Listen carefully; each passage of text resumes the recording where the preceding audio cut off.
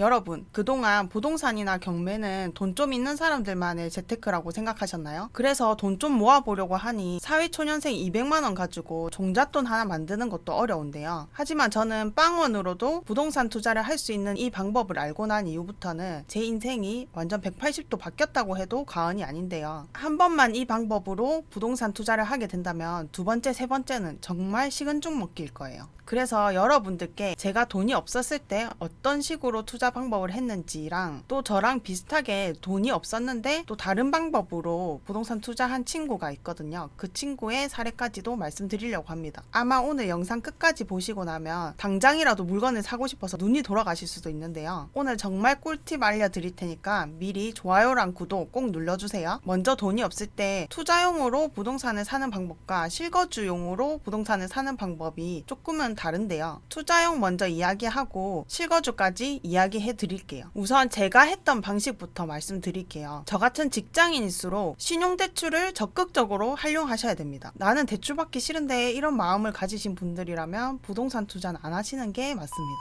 지금처럼 고금리 시대에 무슨 대출이냐 생각하시는 분들이 계신다면 영상 끝까지 보시면 이런 방법이 있구나 라고 깨달으실 거라고 저는 확신합니다. 직장인들은 신용대출이 잘 나오는데요. 거의 연봉급으로 신용대출이 나온다고 보시면 돼요. 저는 신용대출을 받아서 전세 끼고 매매를 했습니다. 전세 끼고 매매는 이미 전세가 맞춰져 있는 집을 매수하는 방법이 있고 집주인이 살고 있던 집인데 내가 매수를 하면서 잔금 치르기 전에 전세를 맞추는 그런 방법이 있어요. 지금은 전세가 끼어져 있는 매매를 샀을 때에 대해서 얘기해 볼게요. 제가 전세 끼어져 있는 매물을 산 이유는 저렴해서 샀거든요. 대부분은 전세가 끼어져 있는 매물이 일반 실거주하고 있는 집보다 조금은 더 저렴합니다. 그 이유가 전세가 끼어져 있는 매물을 사려는 사람이 좀 한정적이기 때문이에요. 왜냐면 실거주용으로 집을 찾던 사람이라면 전세가 끼어져 있는 매물이면 그 전세 세입자가 나갈 때까지 실거주할 사람은 못 들어오는 거잖아요. 그러면 이게 시기가 안 맞기 때문에 실거주용으로 찾는 사람들은 그런 매물을 아예 보지도 않습니다.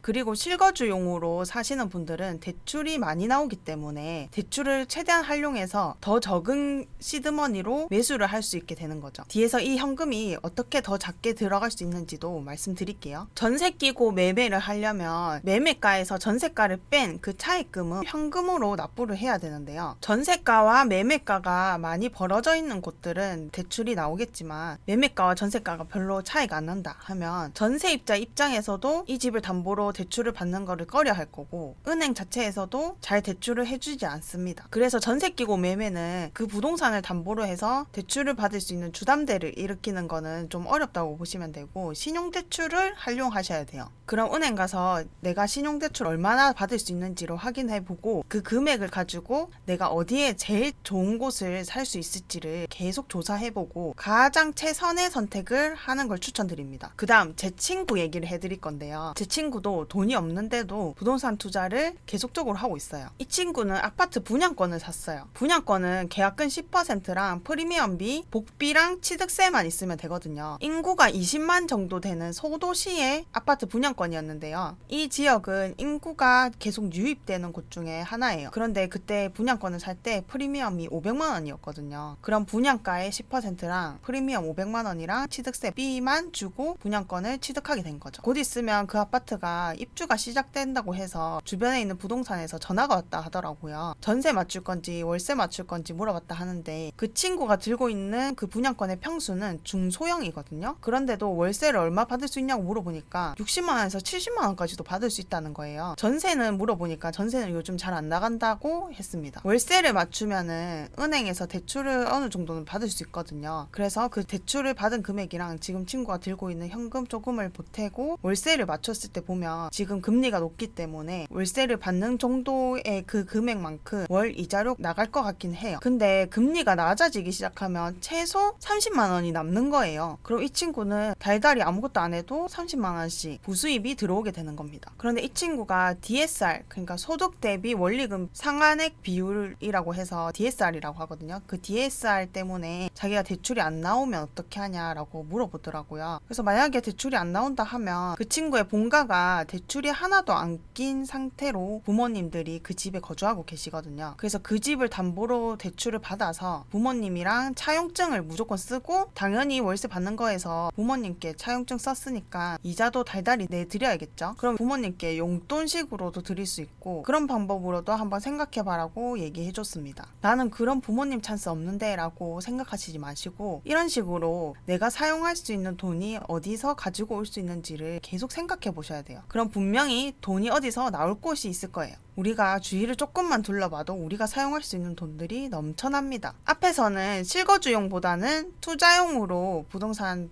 을 어떻게 투자를 해야 되는지에서 말씀드렸는데, 이제부터는 실거주를 할 때 얼마나 내 돈이 최소한으로 해서 내가 실거주할 집을 살 수 있는지에 대해서 얘기해 드리려고 합니다. 우리나라는 다주택자들한테는 이제 그만 좀 집을 사라고 규제를 엄청나게 매기고 있거든요. 그런데 유일하게 제발 집 좀 사라고 푸시를 해주는 집단이 있어요. 그게 바로 무주택자입니다. 정부는 무주택자들이 집을 샀으면 좋겠는 거예요. 그래야 실거주 목적으로 집을 좀 구매해야 초기성이 없어지고 가격이 좀 안정적이게 흐를 수 있기 때문인데요. 디딤돌 대출이라고 들어보셨을 거예요. 디딤돌 대출은 미혼인 사람, 신혼부부인 사람, 출산가정, 이 세 단계로 나눠보셔야 되거든요. 이때 출산가정은 꼭 결혼한 사람이 아니어도 그냥 출산을 한 가정이기만 하면 됩니다. 이때 출산 가정은 꼭 결혼을 안 해도 되고 꼭 부부가 아니어도 돼요. 싱글인데 출산을 했다면 출산 가정에 포함이 됩니다. 대신 2023년 이후부터 출산한 사람이 대상인 거예요. 각각 소득 요건이라든지 조건이 조금씩 달라요. 그 소득 요건을 봤을 때 미혼인 사람, 그냥 일반인들은 6천만 원 이하여야 되고, 신혼부부는 둘이 합쳐서 7천만 원 이하, 2023년 이후로 출산한 사람은 이제 신생아 특례 대출이라 해서 둘이든 하나든 소득 요건이 1억 3천만 원 이하이면 대출을 받을 수 있습니다. 그런데 여기 신혼부부 소득 요건이 7천만 원 이하였는데 얼마 전에 7천만 원에서 500만 원까지 조건을 좀 올려줬습니다. 그런데 8,500도 너무 좀 적은 금액이에요. 왜냐면 아까 싱글인 사람들, 미혼이고 일반인 사람들이 6천만 원까지 소득이었는데, 그럼 둘이가 합쳐지면 못해도 1억 2천만 원 이상은 돼야 될 거잖아요. 그렇게 나라에서 결혼을 많이 해라고 했는데 둘이 합쳐서 7천만 원 이하까지인 게 기준이 확 낮아지니까, 이런 것 때문에 둘이 결혼을 했다고 해도 혼인신고를 안 하는 부부들이 많이 생기게 됐던 겁니다. 그래서 정부도 이런 현상들을 알 거잖아요.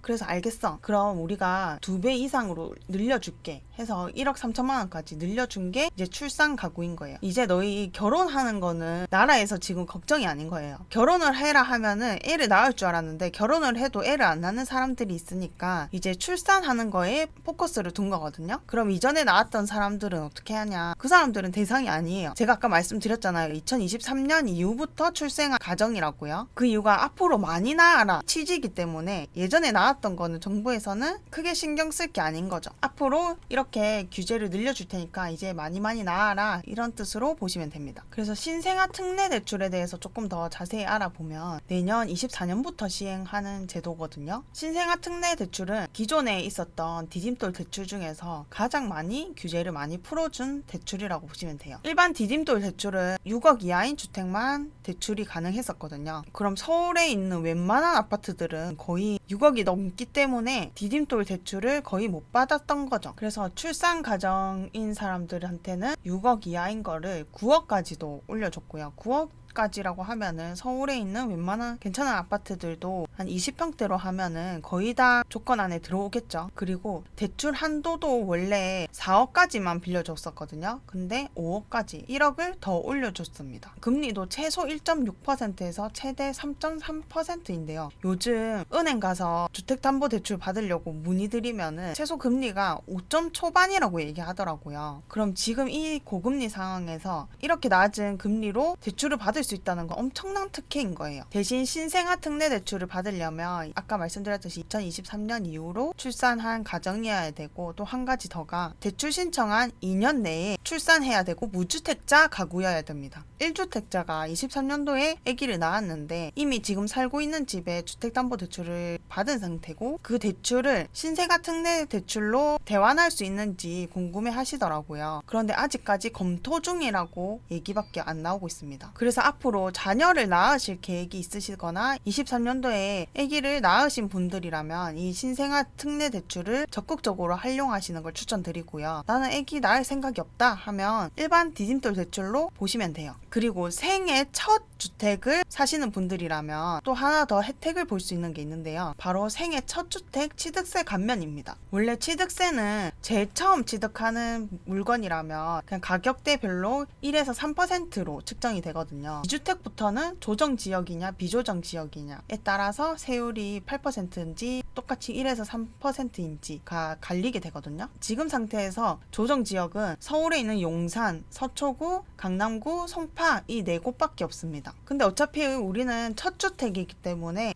조정 지역, 비조정 지역은 크게 지금 상관 쓸 게 아니긴 해요. 그래서 생애 첫 주택 취득 감면을 받으려면 어떤 조건에 부합해야 되는지를 볼게요. 먼저 2022년 6월 21일 이후로 처음 집을 산 사람이어야 되고요. 주택 매수 가격이 12억 이하여야 돼요. 그리고 취득일 기준 3개월 이내에 무조건 전입신고를 완료해야 됩니다. 그러니까 실거주 할 사람들만 취득세 감면을 해준다는 거죠. 그리고 이 감면을 받았잖아요. 근데 이 취득세를 납부하고 난 이후 3년 동안은 2주택자가 될 수 없다는 말이에요. 추가 매수가 금지가 되어 있습니다. 그리고 200만 원 한도 내에서 비과세 혜택을 받을 수 있고요. 생애 첫 주택을 구매하려는 분들은 정부에서 지원해주는 게 엄청 많거든요. 그래서 내가 만약에 생애 첫 주택이고 실거주 할 거다 하면 최대한 어떤 혜택들을 받을 수 있는지 꼼꼼히 살펴본 다음에 매수하셔야 됩니다. 그런데 그렇다고 해서 이 대출들을 다 받을 수 있는 요건의 집을 찾으시면 절대 안 돼요. 내가 살고 싶으면 남들도 살고 싶어 하는 그런 집이 돼야겠죠. 그리고 투자 가치성이 있는지 없는지를 더 중요하게 보셔야 되고 그 집을 기준으로 두고 이 집으로 어떤 대출 혜택이라든지 어떤 취득세 감면을 받을 수 있는지 이런 쪽으로 생각을 하셔야 돼요. 오늘 영상에서는 투자를 할 때랑 실거주할 때 최소한의 현금을 가지고 부동산 투자를 어떻게 할 수 있는지에 대해서 알려드렸습니다. 오늘 영상도 도움 되셨다면 좋아요랑 구독 꼭 부탁드립니다.